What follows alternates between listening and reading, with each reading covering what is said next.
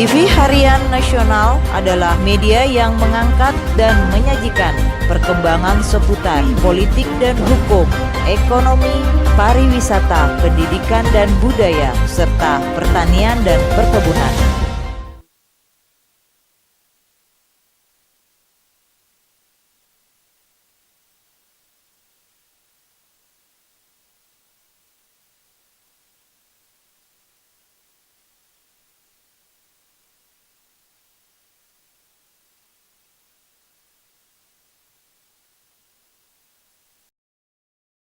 Pasal 222(1) KUHP, kepada terdakwa dibebankan untuk membayar biaya perkara yang besarnya akan ditentukan dalam amar putusan ini.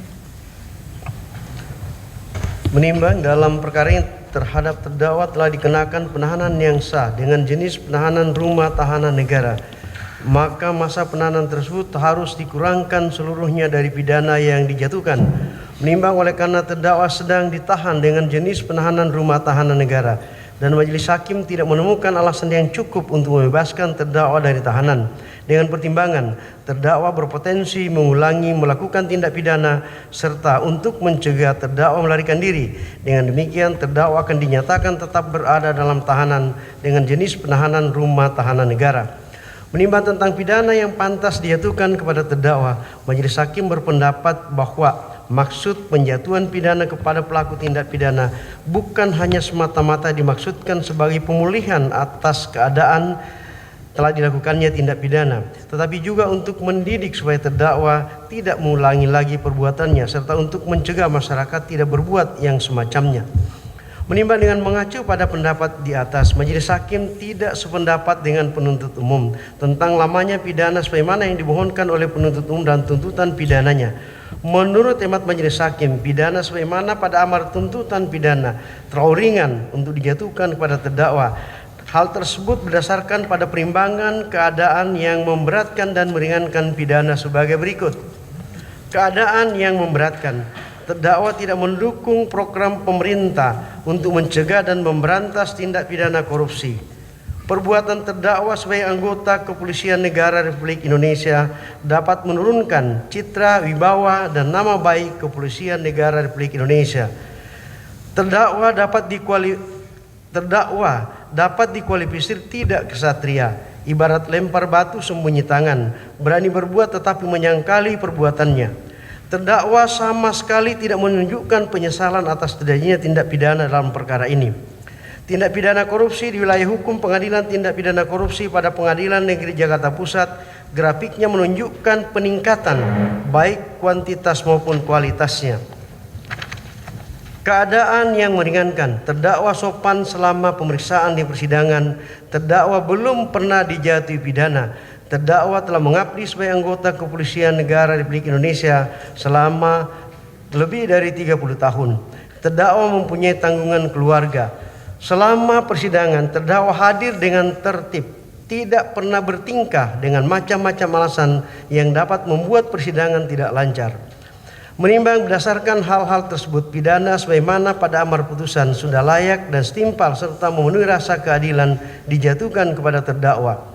Mengingat pasal 5 ayat 2 yunto pasal 5 ayat 1 huruf A Undang-Undang Pemberantasan Tindak Pidana Korupsi yunto pasal 55 ayat 1 ke 1 Kitab Undang-Undang Hukum Pidana, dan pasal 22 ayat 4, pasal 46 ayat 1, pasal 193 ayat 1 dan ayat 2 huruf B, dan pasal 197 ayat 1 Undang-Undang Nomor 8 Tahun 1981 tentang Hukum Acara Pidana, serta ketentuan perundang-undangan dan hukum yang berhubungan dengan perkara ini. Mengadili: 1.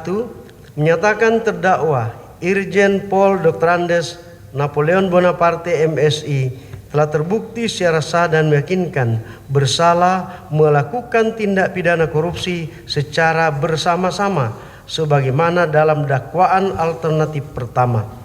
2. Menjatuhkan pidana oleh karenanya terhadap terdakwa dengan pidana penjara selama 4 tahun dan pidana denda sejumlah 100 juta rupiah dengan ketentuan apabila denda tersebut tidak dibayar diganti dengan pidana kurungan selama 6 bulan.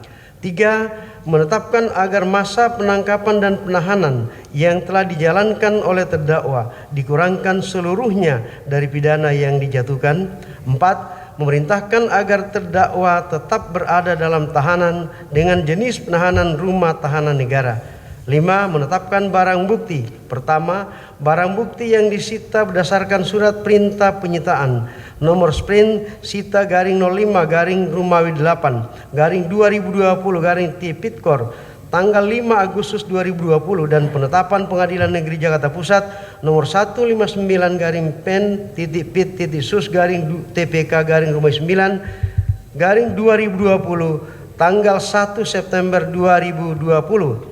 Barang bukti yang berasal dari Nurdin, yang berasal dari Nurmawan Francisca, dan barang bukti yang berasal dari Joko Sugiarto Chandra berupa fotokopi tanda terima berupa uang sebesar 100.000 pada tanggal 27 April 2020 yang diterima oleh Tommy dan seterusnya sampai dengan tanda terima berupa uang sebesar 50.000 US dollar pada tanggal 22 Mei 2020 yang diterima oleh Tommy. 4. Barang bukti yang disita dari Tommy Sumardi berupa 1 unit telepon genggam merek iPhone 7 Plus tanpa charger digunakan dalam perkara tindak pidana korupsi atas nama Joko Sugiarto Chandra. Barang bukti yang disita berdasarkan surat perintah penyitaan nomor sprint sita garing 06 garing Rumah 8 garing 2020 garing Tipikor tanggal 5 Agustus 2020 dan penetapan Pengadilan Negeri Jakarta Pusat nomor 158 garing pen titik pit titik sus garing TPK garing Rumah 9 garing 2020 tanggal 1 September berupa barang bukti yang disita dari saksi Bartolomeus I Made Oka Putra tetap terlampir dalam berkas perkara. Barang bukti disita dari saksi Tommy Arya Dwianto SIK berdasarkan penerimaan nomor STP garing 44 garing 8 garing 2020 garing Tipikor tanggal 10 Agustus 2020. Yang disita dari saksi Nugroho Slamet Wibowo SIK MSI berupa 1 unit telepon genggam smartphone merek iPhone X warna hitam tanpa charger dikembalikan kepada saksi Nugroho Slamet Wibowo. Barang bukti yang disita dari Febri Ananda Eskom tetap terlampir dalam berkas perkara. Barang bukti yang disita dari terdakwa Dr. Andes Napoleon Bonaparte berdasarkan berita acara penyitaan tanggal 12 Agustus 2020 dan surat tanda penerimaan STP garing 50 garing Rumah 8 garing 2020 garing Tipikor tanggal 12 Agustus berupa 1 unit telepon genggam smartphone merek Samsung Galaxy Note 9 warna hitam dirampas untuk dimusnahkan. Barang bukti disita dari saksi Prasetyo Utomo SIK MSI sesuai dengan berita acara penyitaan tanggal 13 Agustus dan nomor surat tanda penerimaan tanggal 13 Agustus berupa uang dolar Amerika Serikat sebesar 20.000 dolar Amerika Serikat dalam bentuk pecahan $100 sebanyak 200 lembar diputus dalam perkara atas nama Prasetyo Utomo SK MSI agar dirampas untuk negara.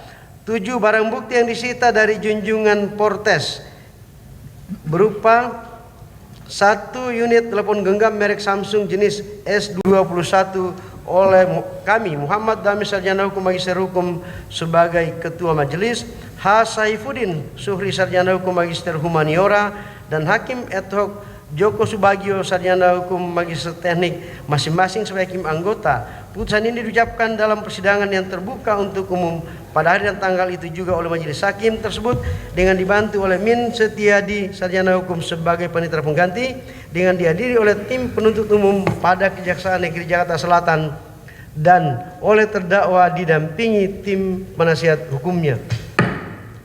Saudara, terdakwa itu putusan, ya, atas putusan tersebut undang-undang memberikan hak kepada saudara. Yang pertama, boleh saudara menerima putusan. Yang kedua, saudara diberikan hak untuk menolak putusan untuk selanjutnya menggunakan upaya hukum banding. Yang ketiga, saudara juga diberikan hak oleh undang-undang untuk mempelajari terlebih dahulu putusan ini sebelum menentukan sikap apakah saudara menerima atau menolak putusan dalam tenggang waktu 7 hari terhitung mulai besok. Yang berikut, saudara juga boleh menerima putusan hari ini, kemudian selama masih dalam tenggang waktu saudara mencabut pernyataan menerima putusan untuk selanjutnya menggunakan upaya hukum banding. Dan yang terakhir, oleh karena putusan pemidanaan yang dijatuhkan kepada saudara lebih dari 2 tahun, maka berdasarkan undang-undang gerasi, saudara dapat menyatakan menerima putusan untuk selanjutnya mengajukan permohonan gerasi ke Presiden. Sikap saudara bagaimana?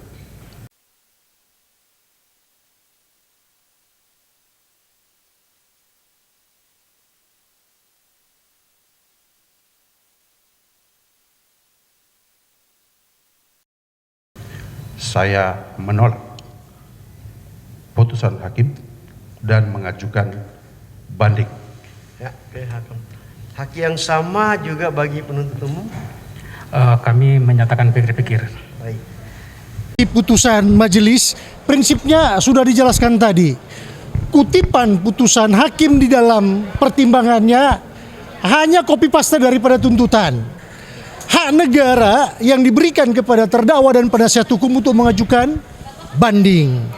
Jadi kalau dilihat dari pertimbangannya, seharusnya harus berani dong. Kalau tidak diketemukan adanya penyerahan uang dari Tommy Sumardi kepada Irjen Pol Napoleon Bonaparte, maka kami sudah menegaskan di dalam pledoi kami, maka mohon agar majelis hakim membebaskan Irjen Pol Napoleon Bonaparte. Ingat baik-baik, pertimbangan putusan ini sifatnya bukan final. Pertimbangan putusan ini sudah dijelaskan jadi oleh majelis hakim juga. Silakan mengajukan upaya hukum. Kami mengambil upaya hukum untuk mengajukan banding. Sebab terdapat sangat banyak kelemahan di dalam. Nah, kelemahan-kelemahan ini antara lain proses penyerahan uang dari Tommy Sumardi kepada Irjen Pol Napoleon Bonaparte hanya dititik beratkan kepada keterangan Tommy Sumardi sendiri. Nah, majelis hakim, kami menilai dari tim penasihat hukum sudah melakukan asumsi. Asumsinya kenapa?